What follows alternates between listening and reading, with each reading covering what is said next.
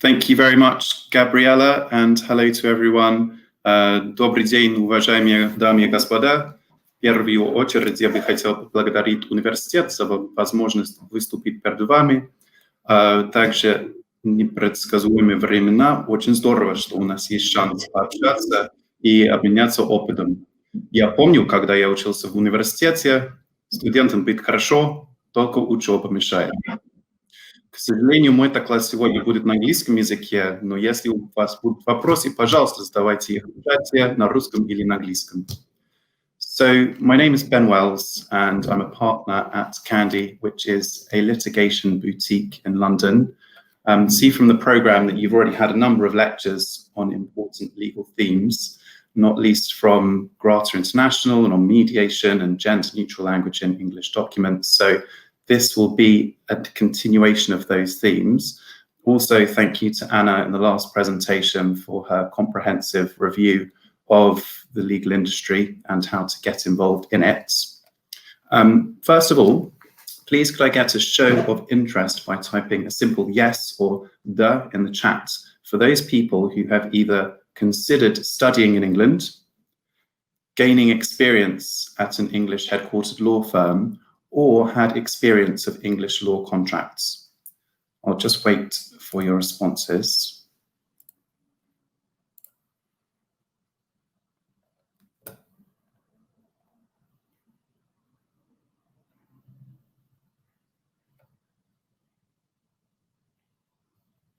Anyone?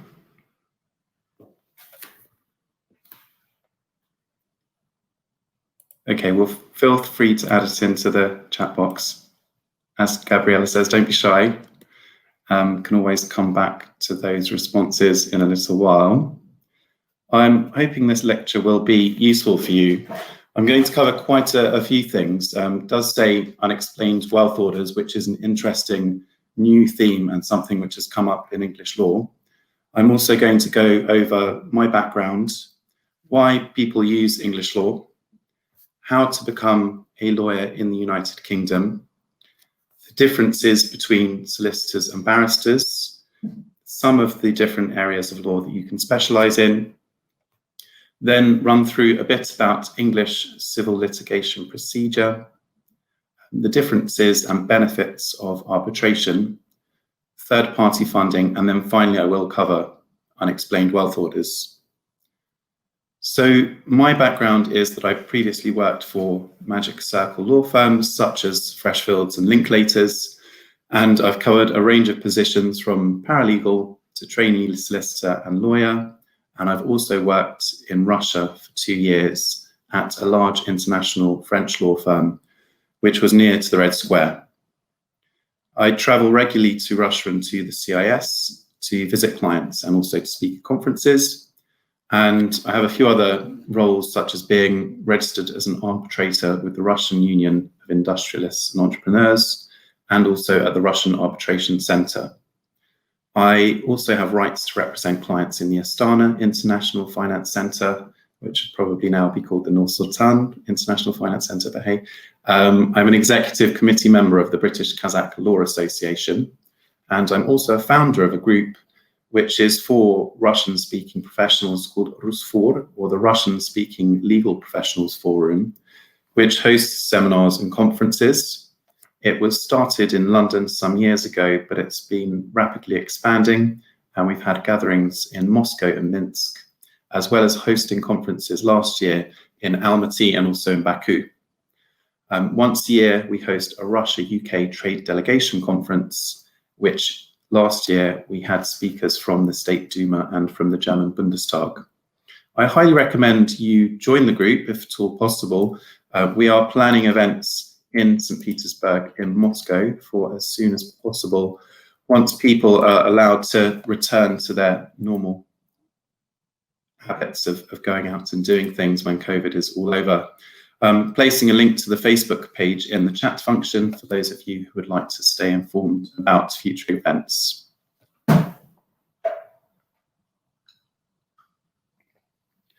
So why English law? England remains a hub, especially for litigation. I specialise in dispute resolution at what's called a boutique law firm. So we solely do dispute resolution for corporate entities and also arbitration. Litigants from all over the world come to England to use the English courts to resolve their disputes. That's either because they've done so in advance by choosing so in their contracts, or because they're able to demonstrate some other basis for the English court's jurisdiction. There are a couple of reasons for this, but I'll highlight three of them. Firstly, England remains an attractive forum because of some remedies that are available to people entering into litigation.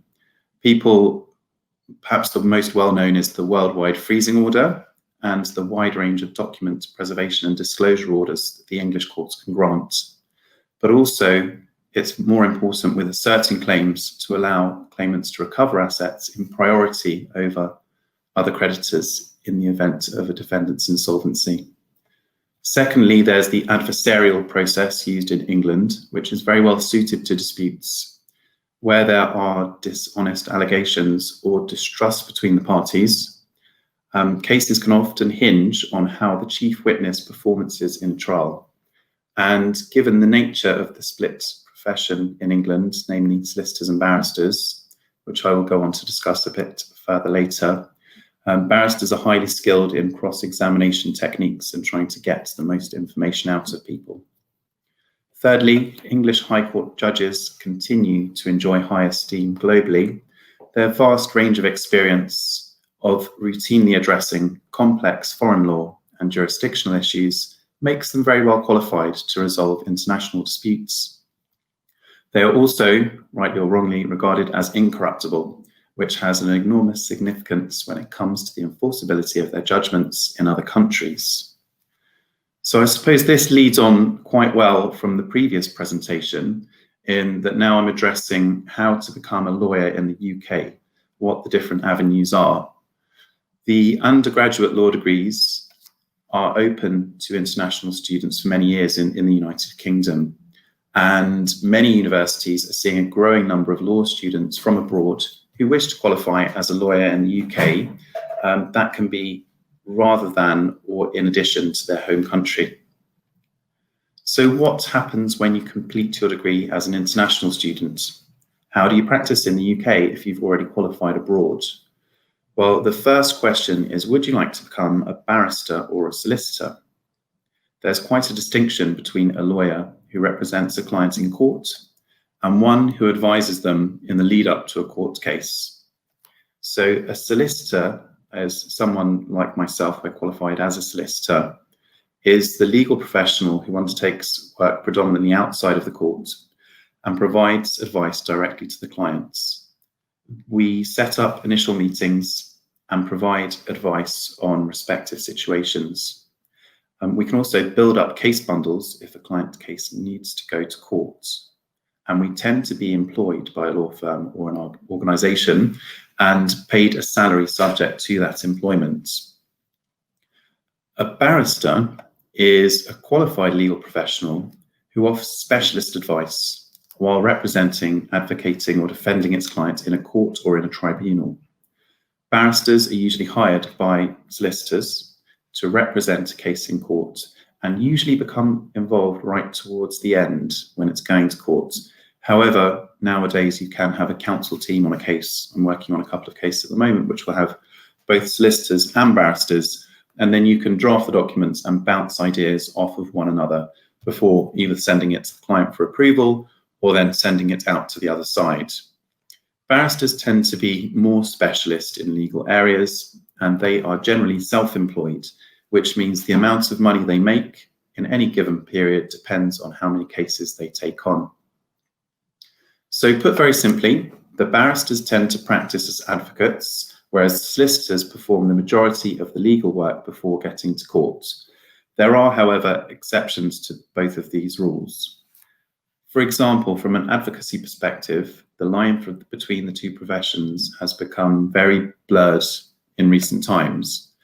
Solicitors can obtain something called rights of audience or higher rights, which enables them to represent their clients in the higher courts. And I have done this qualification, so now my title is actually Solicitor Advocate, and not only can I prepare the documentation, but I can also go to the higher courts, that's the High Court itself, or the Supreme Court, and I can represent my clients there as well. So now solicitors can perform many of the functions that a barrister does, only the barristers work to a significantly higher level in the courts, and they're very used to being there day in and day out. So while solicitors might not have rights of audience, they can particularly perform lots of behind the scenes work, such as advising people who come with legal issues, holding negotiations and discussions, and drafting and reviewing legal documents. So what's the difference in the training between a solicitor and a barrister? Following completion of a qualifying law degree or a non-law degree and a conversion, you need to make the decision straight away as whether you would like to practice as a solicitor or a barrister, because this is where the road then splits. To become a solicitor, you must complete a course called the Legal Practice course, and that's designed to prepare you for solicitor's practice. Following this, you do a 2-year training contract, which is a practical legal work experience, and it's typically carried out at a law firm. And this must be completed in order to qualify as a solicitor. So once you've finished your degree and your legal practice course, you are not actually a solicitor. It's only once you do this placement that you will become one, which is different from how I understand the system in Russia works, whereby you do your law degree and then you become a lawyer straight away, which seems much fairer to me. Your training contract allows you to explore different areas of law, and you spend time in different seats. So over the 2 years, you would usually do 4 6-month seats. So for example, for me, I sat once in property, banking and finance, dispute resolution, and one of them was a secondment to a client, which was actually to do with pensions. But many times, especially in international law firms, you can go and do a 6-month seat abroad. For example, where I did my traineeship at CMS, there were 6-month seats in Moscow and Kiev, and there was one in Rio de Janeiro that absolutely everyone wanted and was pretending to have learnt Portuguese to get that particular seat at the time. Whereas if you are qualifying as a barrister, on the other hand, you need to do the bar professional training course. After that, the barristers do a 1-year pupillage, which is usually in chambers, and chambers is just the name for the offices where the barristers sit. And in fact, the firm where I work, we have a mixture of solicitors and barristers, and we are situated in stone buildings, which is a chambers type office arrangement. So that's the distinction between the two. The mini pupillage involves shadowing a barrister before getting involved in the practical work of a chambers. There are some changes to this process, however, and the route to qualification for solicitors is due to change in 2021 with the introduction of a solicitor's qualifying exam, which will replace the graduate diploma in law and the legal practice course. And this new assessment has been designed to centralise the route to qualification to keep the process as consistent as possible. That sounds good. The new assessment will have 2 stages, with one covering legal knowledge and the other testing practical skills. Despite this change, there's still going to be a transition period, so anyone finishing off the LPC or the GDL will not be disturbed. And for barristers, the BPTC is being replaced by the vocational component of bar training, which will offer different options for barrister qualification. So what's the difference in the work patterns between these 2 professions? Where most solicitors are employed by a law firm or commercial organisation, such as an in-house solicitor, as an employee, they receive regular income, holiday pay, sick pay and benefits, all that kind of stuff that makes your job secure and good.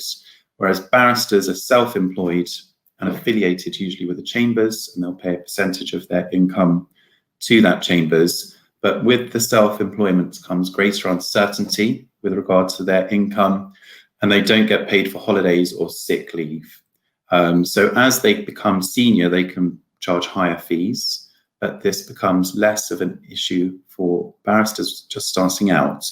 It can be more difficult because their wage is quite respectively low, and it can be difficult for them to make sure that they're covering all of their costs. There's quite a difference between the access to the public. So as a solicitor, any potential client can come to you and say, hi, I would like you to help me with my matter. That's not always true of the barristers. In many cases, as solicitors, we will approach and employ the barristers. However, there is a scheme called the Public Access Scheme, and some barristers are approachable directly, and it will usually say if they are part of that scheme, and you can approach them directly. So an important part is, what do they wear? Well, traditionally, a barrister in court was expected to wear traditional attire, and that's the long black robe and the wig, which is made out of horsehair. And the reason that they wear these funny outfits is due to the potential, especially on the criminal side, of people recognizing them. And that's why if someone was prosecuting a criminal in a case and they had this whole gear on with the robe and the wig on, they hoped that if they bumped into that person on the streets, they wouldn't be as easily recognizable because they don't know as well what they look like. However, this is very much falling away now. Barristers are still expected to dress in that way for some occasions. However, for solicitors, there's no dress code, and smart dress will do absolutely fine. So how about solicitor and barrister work experience opportunities? If you're thinking about pursuing a career as a barrister, you should undertake different work experience compared with that of a solicitor. For example, solicitors would continue work experience in a law firm environment, and there's a thing called the vacation scheme, which enables you to get experience at a law firm. This is quite a good thing to apply for, as although there are lots of applications, many people from the vacation scheme are taken on as trainee solicitors in order to enable them to qualify as a solicitor, whereas budding barristers, on the other hand, are usually considered in work experience for a mini pupillage. So I'll briefly run over some of the areas of law you can specialize into. Lots of people may have a preconceived idea that they want to go into, for example, dispute resolution or intellectual property or something along those lines. At the same time, before you start working in these industries, it's very difficult to say whether you're going to really enjoy the work or whether you'll enjoy that particular area of work. I know people who I've met who have said to me, Ben, I definitely want to do intellectual property law. I think it's the best thing in the world, and that's my aim. And then they come to do their traineeship and they try a couple of other areas, and in fact they end up liking something else and qualifying into that area. So a few of the areas you can specialize in, there's arbitration, which is a technique of resolving civil and commercial disputes outside of the courts. It's not quite the same as arbitration in Russia, whereas I believe the courts in Russia use the term arbitration for national courts as well. For us, the national courts are not called arbitration courts. It's only for a completely separate way of resolving your disputes. And the parties present their case to a single arbitrator or to a panel who then hands down a decision which the parties have to be bound by. It's increasingly common to arbitrate international disputes in a pre-agreed jurisdiction instead of turning to litigation in the home court of a party. There's banking and finance, which is a diverse type of law. This generally involves the regulation of financial products focused on loan transactions. The work of a finance lawyer ranges from advising on simple bank loans to companies working on highly structured financing arrangements across multiple jurisdictions. Finance lawyers have to be very commercially minded and consider the business implications of each deal. European law, this is an interesting one for someone speaking coming from the UK, considering that we have just left the European Union. However, European law is still very much in the fray. It's a system of rules affecting all of the member states of the EU, and fundamental principles of European law include the free movement of people, goods and services, and to promote these principles, competition law has evolved to regulate market competition, and this is a particularly interesting area of law. Now, I learnt EU law in my law degree. I'm not sure how useful it's going to be going forward, but I'll move on to competition law as this is intended as an area to prevent anti-competitive behaviour in the markets. It really aims to ensure the market is fair for consumers and producers by preventing unethical or anti-competitive practices. It's designed to gain a larger market than achieved through honest competition. And once the EU Commission comes up with decisions on this, it's quite good because all of the people who have been found to be doing something wrong, something anti-competitive, they're automatically bound by the decision, and so it's just a question of damages. So these can be quite large and good cases for law firms to take up on behalf of people who have been wronged. There is, of course, construction law, which deals with issues relating to building construction and engineering. It's quite based on contract law and planning and property. And lawyers specialising in construction can be working on large building projects or enacting in disputes where there's been defective construction. Corporate law governs the functioning of companies, from how they're formed to transactions they're permitted to engage in. It applies to shareholders, directors, creditors, and other stakeholders, and it regulates their rights and duties. In England, one of the most important pieces of legislation on this is the Companies Act 2006, which really regulates how all of these relationships interact. This law is particularly important because it relates to all companies, and the majority of large instructions at a law firm will be from corporate entities, whether they are owned ultimately by wealthy individuals or not, they will be through companies themselves. Criminal law is the branch of law which relates to crime and punishment of those who violate laws, and predominantly established by statute. However, in the United Kingdom, there are many important criminal cases which have created legal principles. The fundamentals of crime are known as actus reus and mens rea, and these are two Latin terms which literally mean guilty act and guilty mind, and both must be established in order to prove culpability in most crimes. Dispute resolution, which we will go on to focus more closely on, it branches out into litigation and arbitration, and usually involves an independent third party coming to a final binding judgment on an issue. Employment law is the type of law which regulates the relationship between employers and employees, and it sets out their respective rights and obligation. While finally, energy and infrastructure law are really usually referred to as project lawyers. Infrastructure law encompasses transactions in the energy sector, as well as projects in road, rail, and telecoms. And energy and infrastructure lawyers have to consider commercial, strategic, technical, geographical, and political factors that shape and impact transactions. That's in addition to the legal issues they have to review. I'm now going to run over a general overview of the steps that may be required in a civil matter in the English courts. Litigation can be intimidating for parties who are unfamiliar with the English courts. Unlike in Russia, in England, there's no single codified source of law. English civil law is formed by decision made by the courts and legislation passed by our Parliament. So the English courts interpret the legislation, and generally they follow the decisions on a same issue made by a court which is of equivalent or of higher status. The courts are divided between the High Courts and the County Courts. I'm going to address the procedure in the High Court, which deals with claims of £100,000 or more, which are the majority of claims dealt with by large commercial law firms.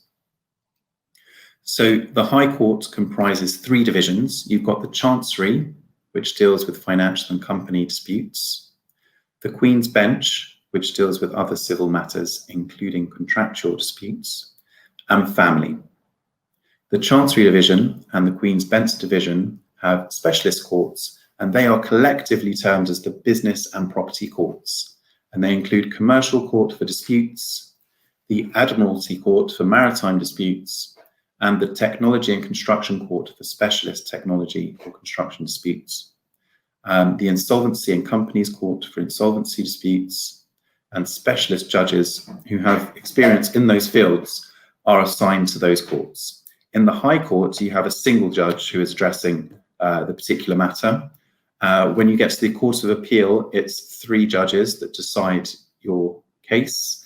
And in the Supreme Court, it can be 5 or even more judges. If it's of particular interest to the public or to the government in general, they can have, I believe, up to 9 judges which sit and decide.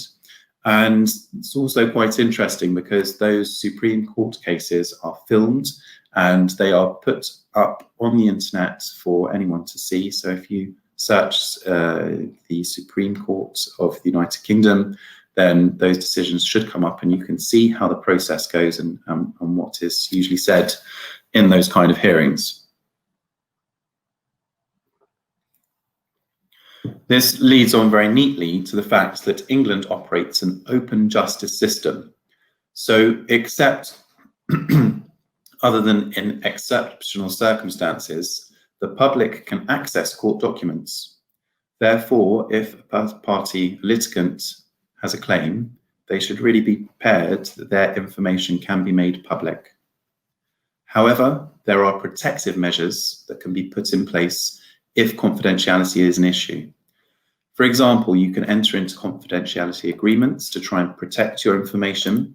You can ask the court to restrict access to the court files, or you can request a hearing in private. However, there's no guarantee that the court will agree to this. And even if they do, they can then take away that permission later on once a court goes to trial and everything will get made public.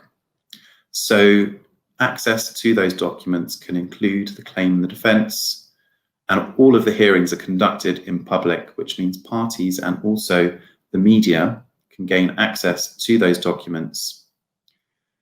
In certain circumstances, the court may also allow access to documents to a third party who hasn't even been a party to the proceedings, where they consider that to be correct in the interests of open justice.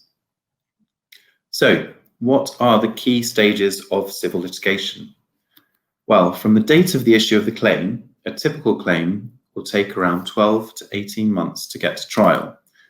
Now, during COVID, it's been interesting because the English court has stayed open and everything has moved online. And we're hoping that this is going to have some cost efficiencies for clients as well, because rather than having to pay for the time where people are going to and from courts and transferring a huge amount of bundles, things can be done online, as this lecture is being done, and with e-bundles, which could save time and money. Generally, there are pre-action protocols which you need to observe when you're starting a claim.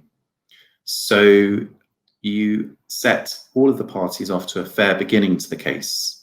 And this is mandatory. If the court sees that you have not adhered to these pre-action protocols, they can apply sanctions, and sanctions are usually in the way of costs. So they will give you costs to the other party, and you may have to pay a great deal more money. What is required depends on which pre-action protocol applies. So, for example, there's one for debt, one for construction. Where there's no particular protocol, there's a general one which can be adhered to. What these are trying to do is to get the parties to exchange sufficient information so that each knows the basis for the claim and for the defence. Litigation is commenced when the claimant issues a claim form, and it must include the particulars of the claim, so it's really setting out what's happened. Once it's issued, it needs to be served on the defendant within 4 months or 6 months if it's to be served outside of England and Wales. This is known as serving out of the jurisdiction. A fee may also be payable, and it's usually £10,000 for cases which are in a value of in excess of £200,000. Once served, the defendant must serve an acknowledgement of service in which they must accept the claim, or they can state whether they intend to defend it. They can also challenge jurisdiction by saying, we don't think that this dispute should be heard by the English court for this or another reason. If the defendant serves a defence, it can also serve a counterclaim, and it normally has to do that within 28 days of receiving the claim form. If the defendant fails to acknowledge the claim form or serve a defence, it allows the claimant to win the case by default. Once the defence is served, however, the claimant may respond by serving a reply. If the counterclaim has been made by the defendant, the claimant must serve a defence to that counterclaim. Together, all of these documents are known as the statements of case and are usually served alongside any documents that are being relied upon. The next phase is a case management phase, and it helps the court to see that the matter is running as efficiently as possible. So the parties try to agree a timetable for the trial between themselves, and that document is known as the directions. Directions include the key dates for the proceedings, such as when evidence and witness statements are due to be exchanged. And they also set out the length of the trial and whether expert evidence will be used. The parties should also consider at this stage disclosure of documentation and detailed cost budgets setting out how much their solicitors' or barristers' fees are going to be. If it's not possible to agree the directions between the parties, then they need to be decided by the judge in a case management conference. In such circumstances, the judge decides the timetable along with any other outstanding issues, and then the judge hands down his decision in what is known as an order for directions. Disclosure is the next phase, and it's a process whereby each party provides copies of its documents to the other party. And the definition of document is really broad. It covers all types of electronic information, and the parties must disclose those documents on which they rely and those which adversely or are bad for their case. Parties are not allowed to destroy any documents and may need to confirm in writing to the court they haven't destroyed any documents. It should also be kept in mind whether documents should be excluded from disclosure due to legal professional privilege. Witness statements are the documents that are used to provide oral evidence at trial. You put this evidence in writing first and send it to the other party in advance of the trial. They set out the facts as you believe them to be and facts upon which you wish to rely. It's a really important stage of the proceedings, as statements made by the witnesses can really determine whether another party may wish to seek to settle the dispute prior to going into trial. You can get some really strong evidence in, but the other party thinks, whoa, hold on a second, I don't really think we should proceed with this because their case is very strong. Witnesses are required to confirm the accuracy and truth of their evidence, and the court can impose sanctions if a witness hasn't told the truth. And this can be very serious indeed. It can be contempt of court, for example, and there are prison sentences involved if you are found to be in contempt of court. So it's quite a serious matter.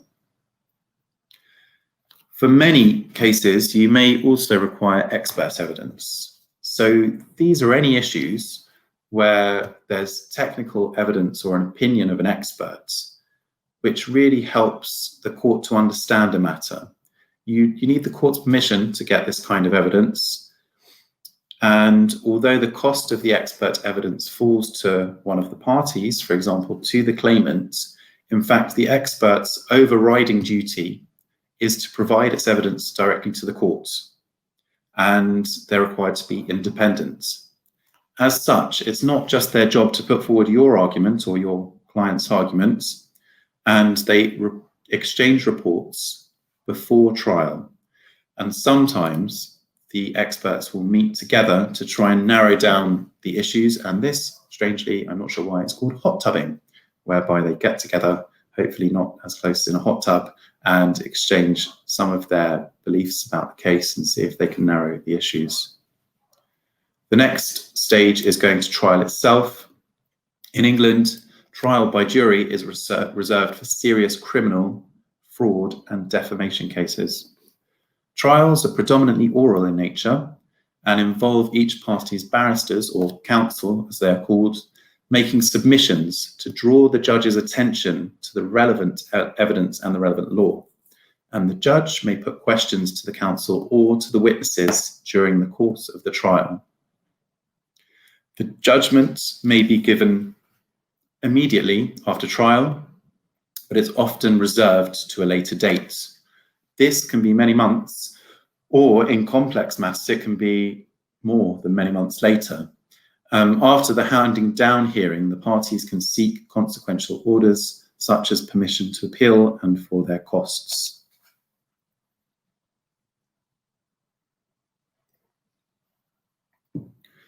The general rule in England is that the unsuccessful party pays the costs of the successful party. Put simply, if you lose a trial, you're going to have to pay a substantial proportion of the other side's costs in addition to your own costs. Conversely, at the discretion of the court, you should receive a substantial proportion of your own costs if you win at trial. That can be anywhere in the region from 60 to 70%, but it's not all of your costs. You can then appeal, or you can apply for appeal, and that's generally within 21 days of receiving your decision. You can appeal a decision on the basis that it was either wrong as a matter of law or unjust due to serious procedural or other irregularity during the proceedings. The final step is enforcement. So once a judgment is obtained, the unsuccessful party, which is known as the judgment debtor, should make a voluntary payment of any damages award. But if it doesn't, which unfortunately is the case in many instances, there are various enforcement procedures that are available. You can arrange for assets to be charged or seized and then sold. You can get a third-party debt order under which someone who owes the judgment debtor money is ordered to pay it directly to the judgment creditor, or you can try for bankruptcy or liquidation if it's a company that owes the money. Freezing orders are also available to prevent the judgment debtor from dissipating assets to avoid payment of any damages which have been awarded. So I'm now going to move on to arbitration. Why do people prefer to arbitrate rather than going to a national court? As I mentioned briefly earlier, when entering into a contract, the parties must consider which form of dispute resolution is most appropriate for them, and they can at this stage select arbitration. One of the main reasons for this is that if you've got two companies which are one from England and one from Russia, they may not want the dispute heard by the national courts of either Russia or England because they may think that's unfair and that the national courts would have a bias towards their national party. So arbitration is used a lot internationally, and there are a number of arbitral institutions. For example, I'm working on a number of cases at the moment for the LCIA. As I mentioned, I'm registered as an arbitrator with several institutions in Russia, as well as Kazakhstan. And so there are really a lot of different choices if you are looking to arbitrate a claim. This is quite bad to say, but it can be on a personal preference of the client. For example, if you have a client that would really love to go shopping in Paris, then they may choose an arbitrational institution in Paris, so that if a dispute occurs, maybe in 5 or 10 years' time, then when they're going to give their evidence, they get a lovely trip to Paris and they can go to the Champs-Élysées to do all of their shopping. Obviously, that shouldn't necessarily be the greatest consideration you take into account when choosing your arbitral institution, but there are some more general benefits of arbitration as a whole. Ease of enforcement is a very important factor. There's the New York Convention on Recognition of Awards, and believe there are 186 signatories to this, which means that there are few grounds for refusal of those awards. and there's no real equivalent for the enforcement of national court judgments, so it can be very helpful. Expertise is also a big consideration because you can actually choose your tribunal for an arbitration. So if it is, for example, an oil and gas dispute, you don't have to have a judge or a barrister as your arbitrator. You can have someone who's worked in the oil and gas industry for 50 years or 30 years or however long it may be, which means that they have the exact experience and understand all of the technical terms which are being discussed throughout the arbitration. That can save you a great deal of time rather than having to have experts to explain all of those terms to the arbitrator before that they can start to understand and properly review the arbitration. Neutrality, as I just discussed, can be good because it's a neutral forum rather than the home court of a party, and also finality. So the opportunities for appealing or challenging our arbitration are more limited than those relating to court judgments. Therefore, the parties are less likely to be caught up in lengthy appeals, although they do happen. Of course, this is only an advantage to you or to your clients where the tribunal has decided in your favour. Another important consideration is confidentiality. There's a perceived ability to keep matters private while arbitrating disputes.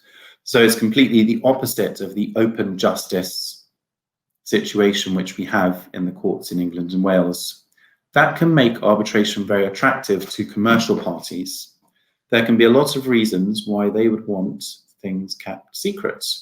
For example, they may have sales figures, contract negotiations, and other information that they don't want made available to their competitors, which it could be in courts. So it's better in arbitration to have it confidential.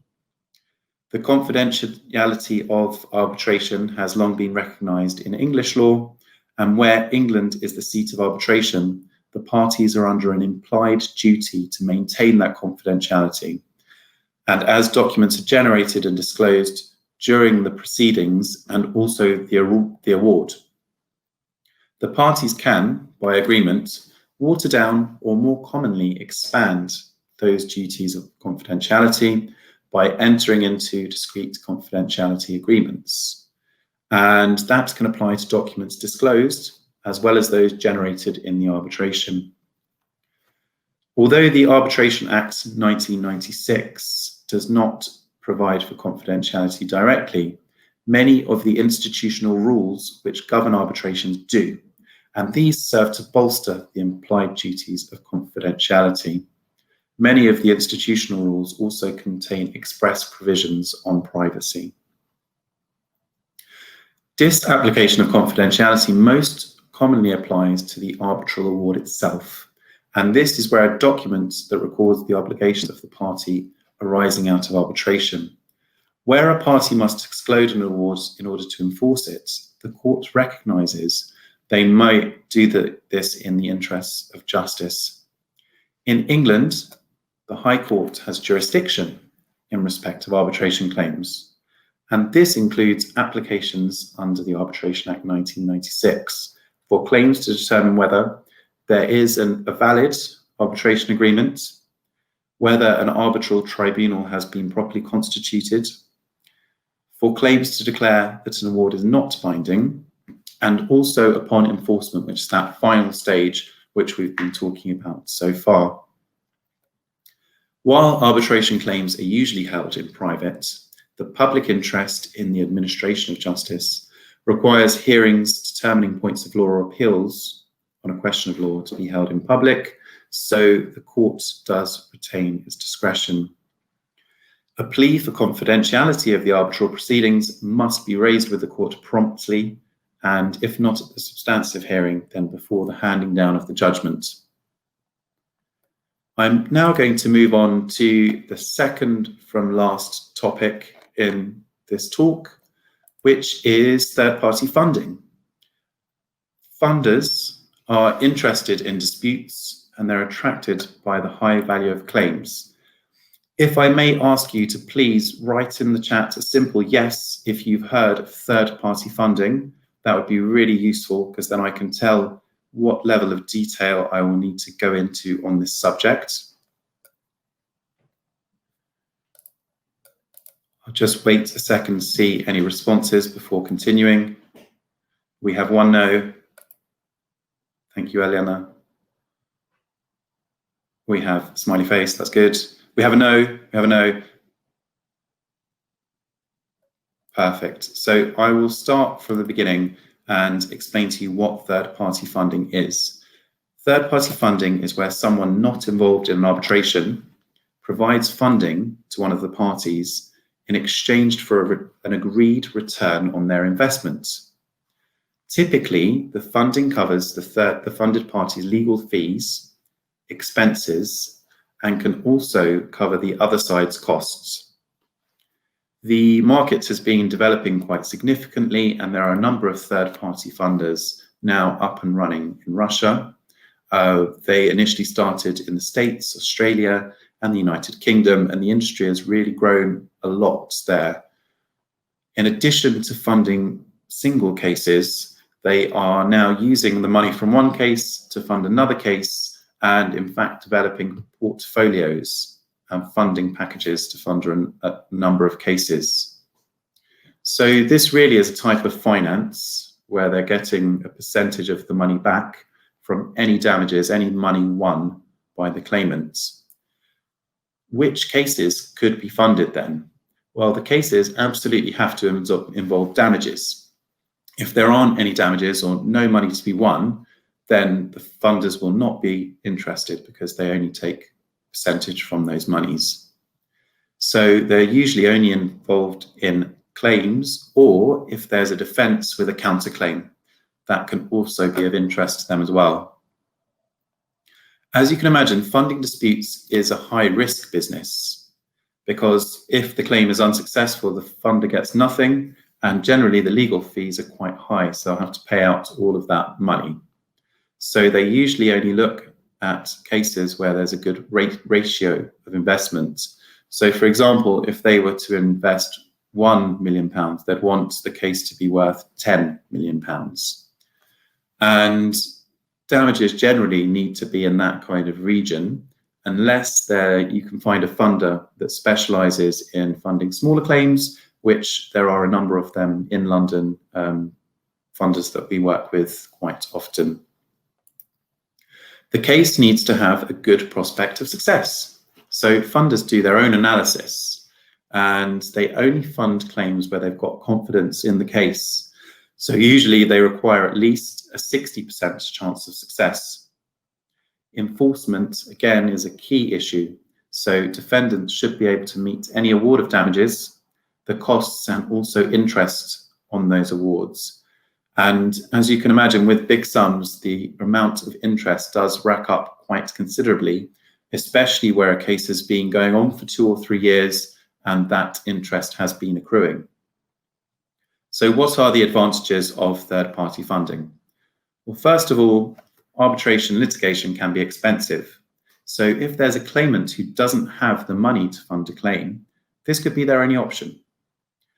It also creates access to justice for those without funds and levels the playing field where one party has deeper pockets than the other one. So in the example of where there's a massive corporation, take Google, and an individual who has very little money, if a funder comes along and gives lots of money to that individual, in fact, while I'm sure they won't be as well off as Google, they will still have a comparable amount of money in order to be able to fight that litigation to a good level. It can also help to manage risk. So even where there is a very large corporation which does have the money to pay for their litigation, they may not want to be exposed to the risk. I, for example, have worked for a FTSE 100 company to put in place a portfolio arrangement which paid for all of their litigation. And if they won, then they got the percentage of the winnings. And if they didn't have to pay anything. So what they could do was, with the money that they would have spent on their disputes, they can instead invest that in another company, or they can invest it buying out another company. And potentially, if they can earn a lot more profit doing that, then they might very much want to do that rather than spending all of the money on litigation. And the final advantage is that it strengthens your claim. So as discussed earlier, the funders only really want to fund good claims, ones with that 60% or more chance of success, and they conduct due diligence against the claim. So if there's another party and they understand that you do have funding, they know that professionals have reviewed your case and they've said, we think they have a really good chance.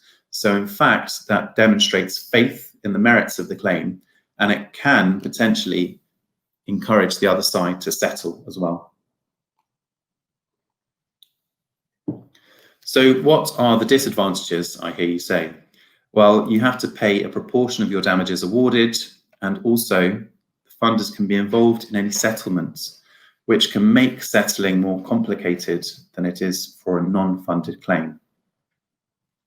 So once you're in the position where you have a good claim that you would like to get funded, how do you deal with the funders? What's the best way to do that? Well, you need to check, first of all, that the funder has sufficient capital. They've got sufficient funds behind them to fund the matter in full. This could have been a problem in the early days, but now we're seeing that there are more funds on the market to fund these kind of cases than there are good cases. And there are a lot of pension funds and private equity outfits that have come to the market with many billions of pounds or dollars to fund these cases. So there are a number of very reputable third-party funders, and generally this is not so much of a problem anymore. In the first instance, funders are usually happy to discuss the case via telephone. I previously worked at other firms with people who now work at third-party funding organizations, and so generally I will pick up the phone, give them a call and see if they're interested in the particular case, if it fits into the type of cases that they are looking to fund. If they say yes, then you move on to the next stage, which is to compile a package of documents. And these are the key documents of the matter, any legal advice or opinions you've taken on the merits of the claim, setting out that it has that good chance of success, a review of liability and damages, and an assessment of the respondent or the defendant to cover any award of damages. It's no good to get your award if then the other side doesn't have the money to pay it. So you really need a fantastic review of their assets, the location of the assets, and also their attitude toward disputes. If you're going up against a party that has a history in disputes of not paying any awards, even if they have the money, and they go to great lengths in order to avoid payments, then that can be disheartening for the parties which are pursuing that debt.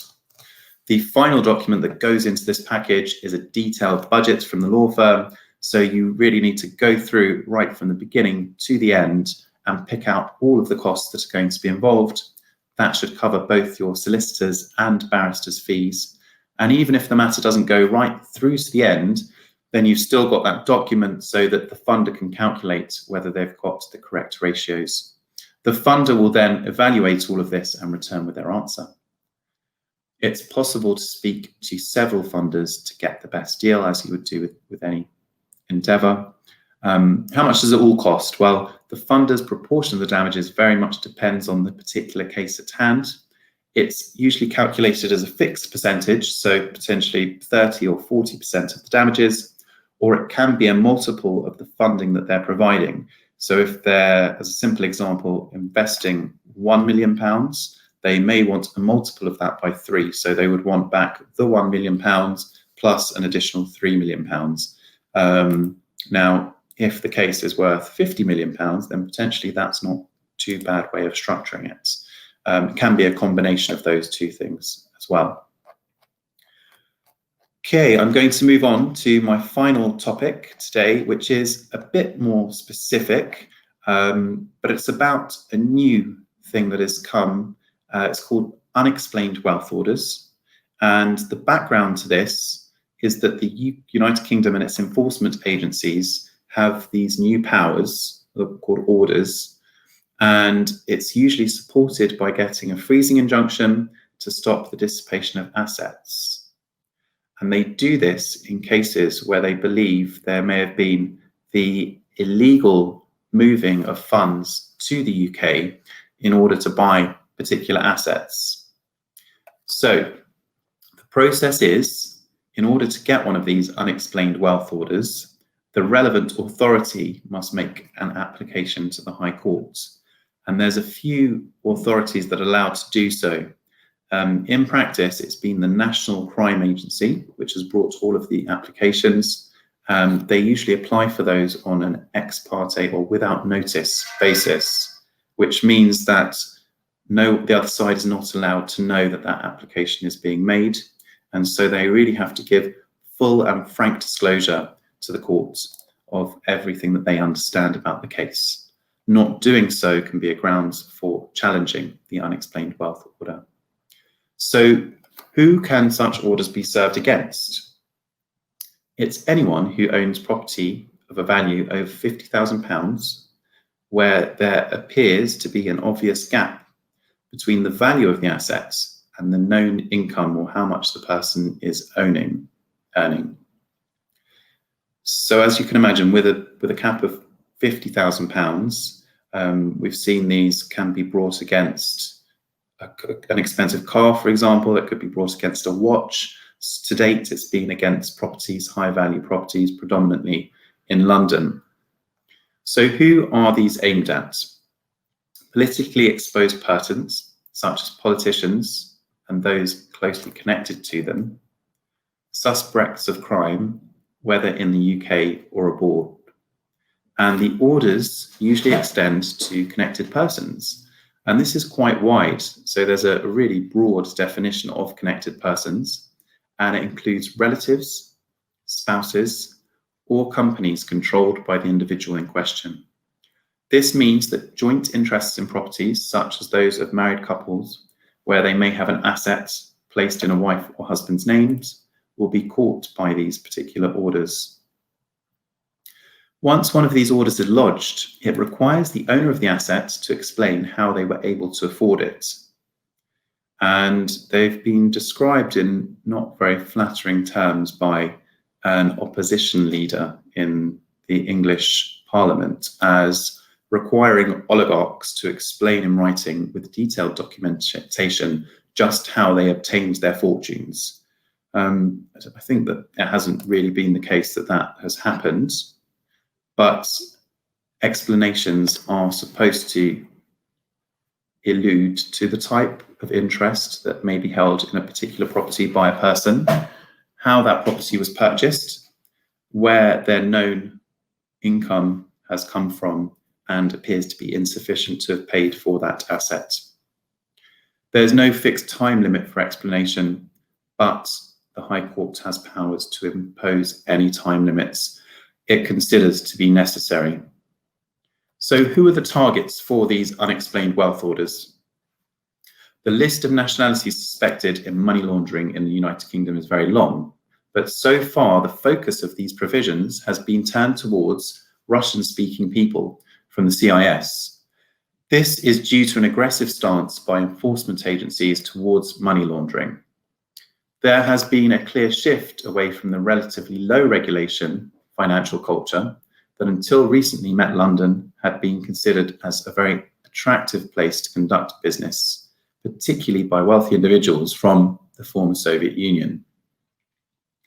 There's a group called Transparency International, which combats corruption in the UK, and it's recently published a report whereby there were 140 properties in London worth £4.2 billion, which they say all of these properties were bought by individuals with suspicious wealth. Now, it's important for those in a position to remember that if they have been or are being served with an unexplained wealth order, that all they have to do is provide adequate, not false or misleading information about the source of their wealth. Now, this is, I have to say, very intrusive because it's one of the only instances in civil law that I can think of where the burden of proof of any offence remains with the authority which sought the order.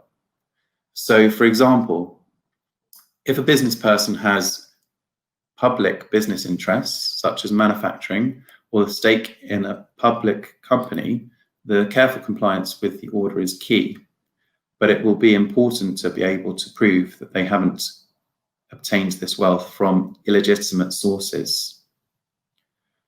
So if an individual has been incorrectly served, they have a statutory right to compensation. And there's some really interesting case law which has just been confirmed, and a case which has managed to refute the accusations of unexplained wealth. In the Court of Appeal, the National Crime Agency has prosecuted a lady who was the wife of an Azeri banker who's been accused of fraud and imprisoned in Azerbaijan. And in fact, they said that she was unable to state where her wealth had come from. And the lady, there's a department store in London called Harrods, which is a very expensive department store which sells everything, including expensive jewelry, all the way down to groceries. And I think in a short period of time, that lady managed to spend £16 million in Harrods, as well as purchasing some very expensive houses in the area and a golf course nearby. So that's the first case that came to the front. And as you can see, this has created a lot of interest in England, especially when they managed to get this lady's credit card statement saying about the amount of money she had been spending in Harrods. I think in one day she spent £1 million on a piece of jewellery, and it's things like that where her husband was earning, it came out in the case, I think his actual wage was around $80,000 at the bank. So therefore, there's a big disconnect between that $80,000 per year wage and the many millions of pounds they've spent on property and in the department store in London. Following on from this, with the positive case in favour of the National Crime Agency, they pushed on and they brought another unexplained wealth order against Nurali Aliyev, which is the grandson of the former Kazakh president Nursultan Nazarbayev, who's currently the chairman of the Security Council of Kazakhstan, and also against the grandson's mother, who is a leading political figure in Kazakhstan, Dariga Nazarbayev. And the properties which they brought this order against were worth in the region of £80 million. One of them is a high security mansion it's a street in London, not too far away from me in northwest London, which is known as Billionaires Row. So that's where there are very, very large houses. And this high security mansion is humongous with an underground swimming pool. They had a set of luxury apartments in Chelsea and a mansion in Highgate. So they're not doing too badly in terms of their property purchases in England. And the crime agency alleged that all of these properties were acquired by a means of laundering the processes of unlawful conduct by Mr. Aliyev's father, who'd been accused of crimes, including murder, before being imprisoned in Austria, where he died in 2015, while he was waiting trial for murder. So in an interesting turn of events, the English High Court handed down judgment discharging all of these orders, i.e. they have managed to come back and say that they did get these funds from legitimate sources, from business that they're carrying out. And while that decision has been released, the crime agency is now saying that it's going to appeal the High Court's ruling discharging that order against Mr. Aliyev.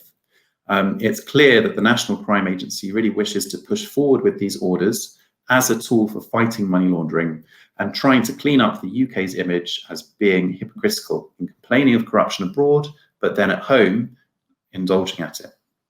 In order to do so, it's going to need to cement its position in these cases, which will be used as precedent for further actions. So in the circumstances, we really remain to see how that particular sphere of law is going to develop.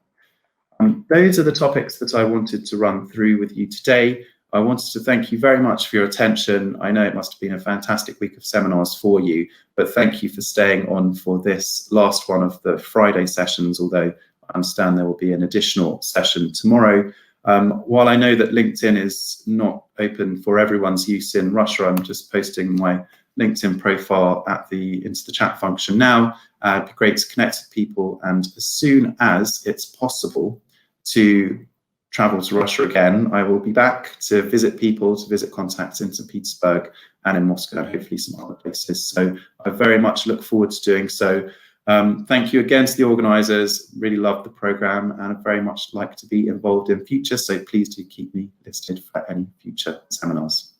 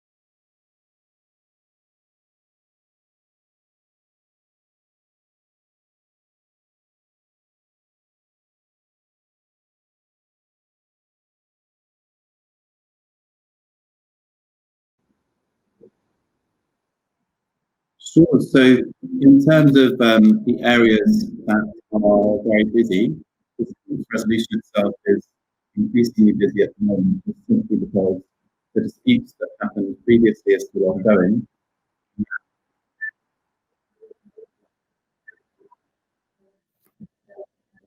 Is it any better now? Hello? Okay. So dispute resolution is very busy at the moment simply because there are lots of disputes, and we anticipate that when people return to normality, there will be even more disputes coming into play. The property markets, I'm not sure about how in Russia, but in England it slowed down massively. People weren't able to view properties, whether they were commercial or residential. And so property law pretty much came to a halt for that. I know lots of my colleagues in M&A and deals and banking and finance, their work is very much ongoing, but to varied levels within different firms. So everything's ongoing, but at the same time, I believe that many international law firms have gone to a 4-day working week rather than a 5-day working week. And that is because of the COVID outbreak. For multi-service firms that cover all of the different disciplines, they've probably got quite a big reduction in income coming in. And that's the reason why they've done that. Whereas as I'm working at a disputes boutique, we only do disputes, and we found that levels have not reduced, and therefore we're continuing the same as previously. So I hope that answers that particular question.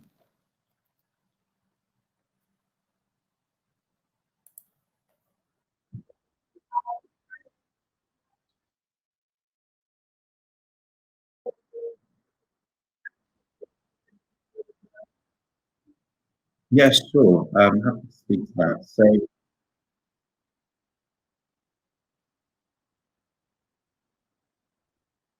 with regard to third-party funding, in a number of cases, so for example, I've worked on one which was a football dispute, so between a very famous Premiership football player and his agents.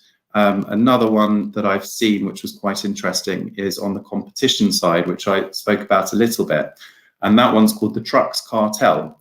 What happened was that all of the truck makers, between a certain period of time, it was around 20 years, decided, right, we're going to charge X amount for our trucks.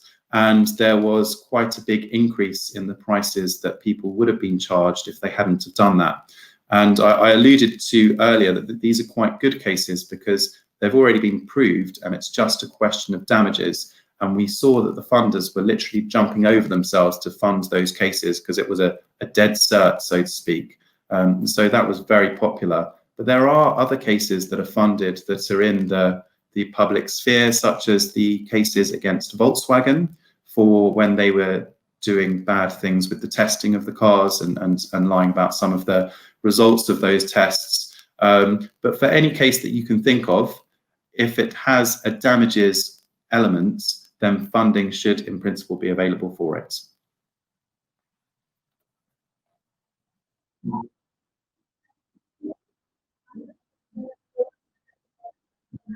Yes.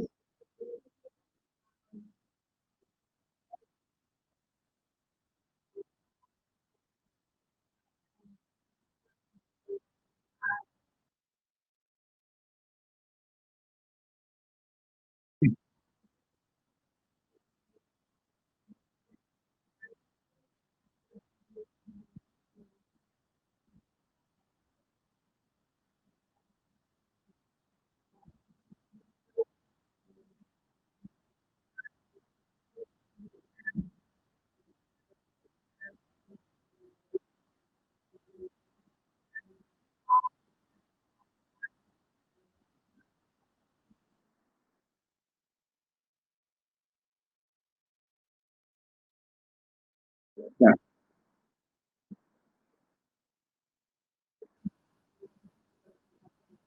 Of course, no problem at all. So the registry in England is called Companies House, and it has all up-to-date information on companies and what they're doing. It's a very good place to start if you have any inquiries about a company. I'm just putting the link to the database into the chat now. And this is something that we use every time we get a new case in. So immediately we check the parties. Obviously, if they're registered in England and Wales, that's great because this information is available. Unfortunately, previously it used to be a paid for service and it's now gone to free. So it's completely free and available, and all of the documents can be downloaded for free as well. And it does show the ultimate beneficial owners of the companies too. It's very important in England and Wales that if you have a case, you have to make sure that you have the name of the company 100% correct. If there is one letter out, or it's the old name of the company or something along those lines, then you could get all the way to the final award if someone says just before that, aha, hold on a second, our name is Start and not Sturt, then your claim will be thrown out of the court, even though you may have spent £200,000 getting to that stage. So this is an absolutely imperative website that you need when dealing with any English companies, and please do use it and try it out.